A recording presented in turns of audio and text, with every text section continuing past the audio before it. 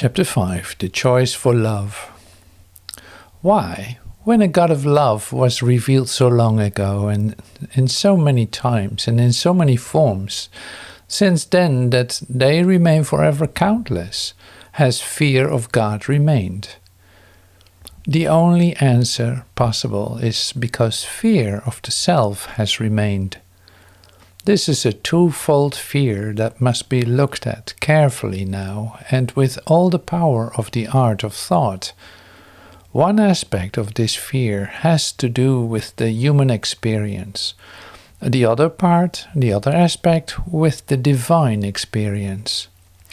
When it was said within A Course of Love that the great paradox of creation is that, while creation is perfect, something has gone wrong within it.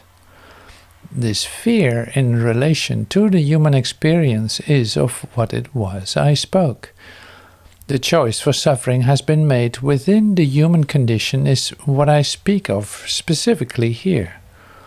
While I can tell you suffering is illusion, you cannot still your fear of it, nor tear your eyes away from it and remove from it the feelings of your heart. While I came to reveal the choice of love to you, the choice that you each must make to end such suffering, the illusion of suffering has continued, and in its continuation made the choice of love seem all but impossible.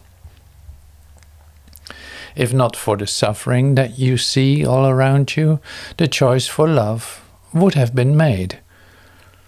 If the choice for love had been made, the suffering you see around you would be no more. This is the paradox. The second aspect of this fear is fear of the divine. A part of this fear of the divine is related to the fear of the human condition. How can you not be fearful of creation when such suffering occurs within it?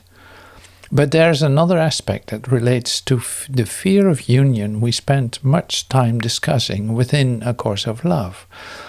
It is the fear of the human mind that cannot comprehend the all or the nothingness, the eternal or the void.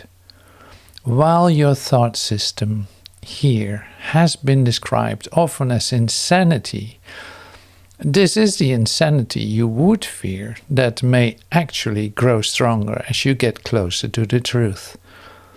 This is the part of you that believes this communication itself is insane, that believes that to contemplate miracles is insane, that both welcomes and fears visions and abilities as you see as being currently beyond your capabilities. This fear of all and nothingness is fear of God, fear of life, fear of creation, fear of self, for there is only all and nothing. A part of you is aware of this and as fearful of all of everything as of the void of nothing. You feel as if you are headed towards something from somewhere, but neither here nor there feel completely real to you. The lucky among you have made of this in-between place an adventure and are happy in your seeking. You do not care to end this happy state, and there is indeed much to be learned from the in-between. It is, however, a starting point only. The whole of life could in fact be seen as the illusion of an in-between you have created between all and nothing. This in-between place is your comfort zone, and although you feel compelled to push at its edges, this pushing simply leaves the edges quite intact and causes them to be capable of offering resistance. Your search for something within the in-between, if it leads not beyond the in-between but shields you from the recognition of the all you are capable of finding and the nothing in which you reside.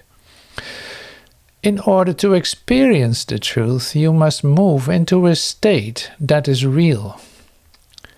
Nothing is as real as everything, and is what some of you will or have experienced as a dark night of the soul. To realize that you reside in nothingness is but the counterpart of realizing that there is an all to which you belong.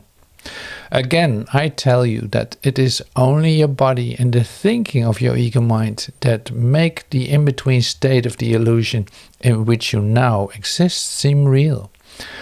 I must make a distinction here between the seemingly real and the aspect of your existence that is real. Your heart, as we have defined it many times within this course, must exist in the thought system that is real to you. The thought system of the ego mind is what has been real to you, and thus where your heart has been held captive. Thus, your real self is not present in the realm of the truly real, but is actually present within the illusion.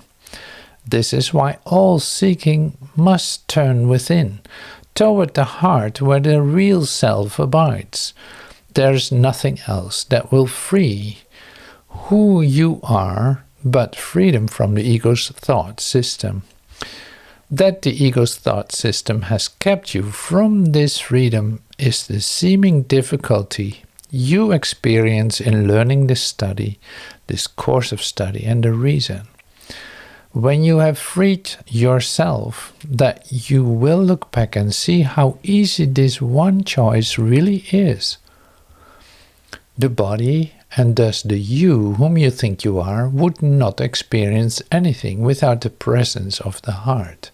The heart is the only cause of your experience here. When released from the ego thought system, the heart becomes the determiner of what you experience, since you know it as the cause.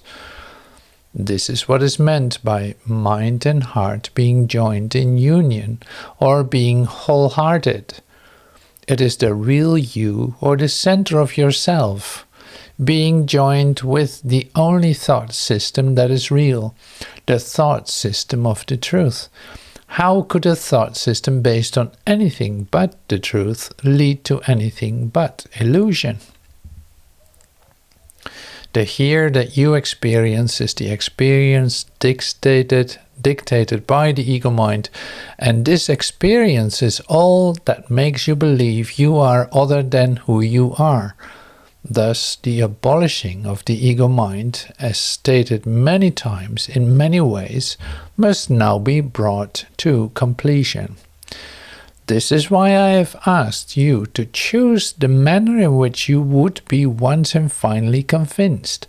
You must experience the reality of the new thought system, or it will remain forever theoretical. You must let go of the foundation of fear on which the thought system was built in order to experience the new. The art of thought invites the experience of the new thought system by being willing to replace the old with the new. While this will at first be a learned activity and as such have its moments of seeming difficulty, it is learned only in the sense of practicing the mindfulness that will allow the memory of it to return to you. Mindfulness and wholeheartedness are but different expressions of the union of mind and heart. Mindfulness will aid you in remembering. Wholeheartedness will aid you in reconciling the laws of God with the laws of man. Through mindfulness, you will remember who you are. Through wholeheartedness, you will be who you are. It is in this way that you will enter a time of miracles, put an end to suffering, and thus begin to return to love.